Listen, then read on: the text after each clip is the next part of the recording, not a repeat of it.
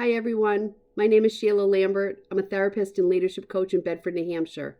And I'm here today to help support you, to provide you with some tips on how to take care of yourself while you're on the front lines. First and foremost, thank you from all of us. We are here following social distancing guidelines, able to work from our home, able to take breaks and to get outside. And I understand that not all who are watching this can do that. You are important. It is important for you to find some quick ways to provide you with the strength and the health to get through this. Think about your environment. Think about what you can do. Some recommendations might be to look at the units that you're on. Can you take quick breaks? Maybe distance yourself from other people, add some silence, do some deep breathing. Maybe check in with your social media sites to connect, to feel normal. I know it's hard. Some of you are having some self-talk. Some things are coming in your mind, like, I shouldn't go home and sleep when everyone else is here taking care of people. I need to get back to work. I shouldn't talk with my friends. Will this ever end? Will my patient die? Will I contract the virus and bring it back to my family? The people I've spoken to over the last couple of weeks are struggling with these thoughts. I'm going to invite you to have the thought, but to stop the thought and to provide you yourself with a new way of thinking about this. What can you control? You can control you. You can control what you put into your work, your safety measures, your ethics, your passion, your compassion. You can't control where this is going to go, how long this is going to be. You can control your own health, and that includes your emotional health as well as your physical health. You do deserve to leave your shift and go home and sleep. In fact, it's necessary.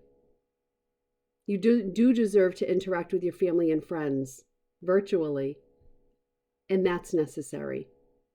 It's necessary for you to have your life outside of work right now so that you can give your body the strength and the gas, as I call it, the gas in the gas tank to keep going.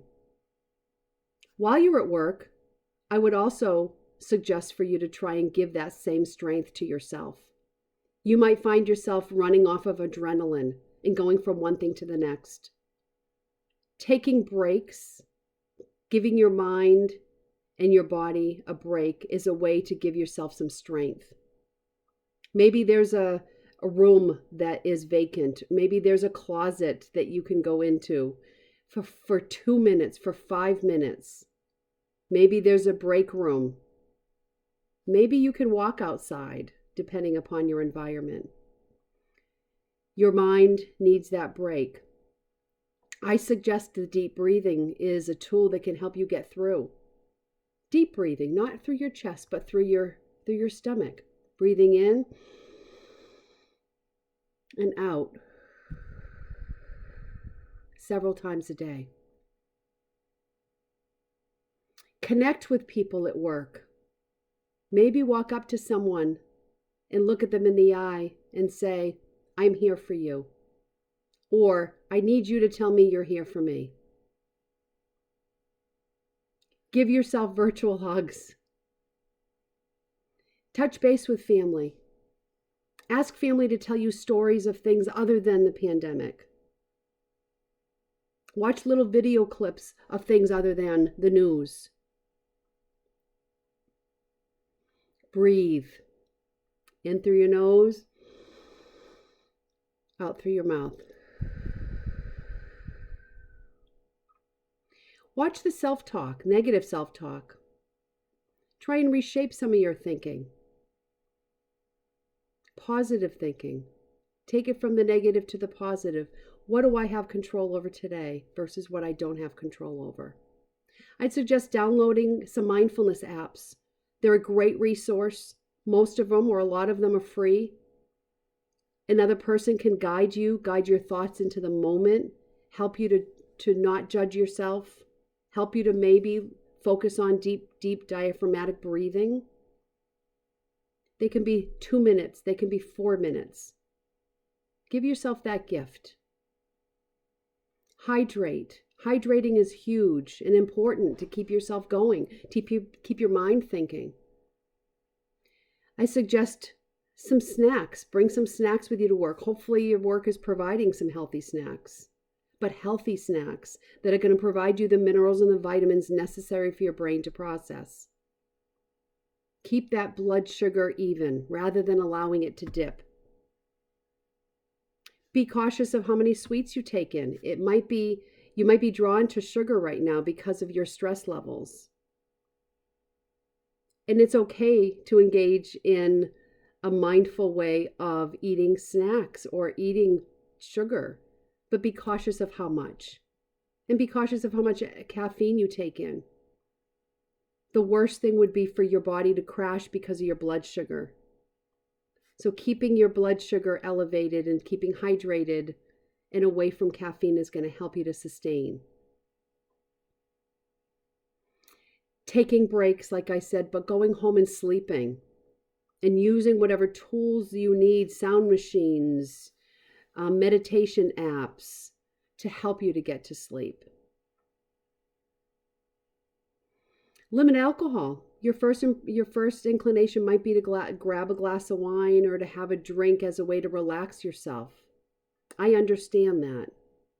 When our bodies are in the midst of a crisis and there's anxieties, it's not always helpful to engage in a drink. In fact, it can counteract and provide more anxiety to the anxiety that you're already feeling. So consider not using alcohol during this time. Alcohol will also stay in your brain and muscles for up to 72 hours, and it'll affect your judgment. And I know that that's something that you need sharply in the moment when you're back on the front lines. Put different strength messages up at nurses' stations or EMRs, or in your cars or your ambulances, on your phones, maybe on the glove boxes. Before you grab your gloves, get Sharpies and put different messages around. So when you're grabbing the gloves, you can see, I will get through this. We are here to help. I deserve a break. Whatever you come up with that makes sense, figure out a way to give yourself those messages throughout the day. You are worth your health, and your patients need your health. But most importantly, you are important. We appreciate you. We are grateful for you, and we are here for you. Emotions will be there. Understand that that's okay. Name the emotion and find support from someone who can help you talk through the emotions. Some people could benefit from getting connected to a therapist or want to talk with their minister or their priest, or engage in a coaching session with a leadership coach who can work with you around mindfulness and reshaping thinking and how to communicate with your coworkers in a time of crisis. Maybe it's a safe friend, but reach out for support. You deserve it. We are all here for you, sending good vibes. Take care of you.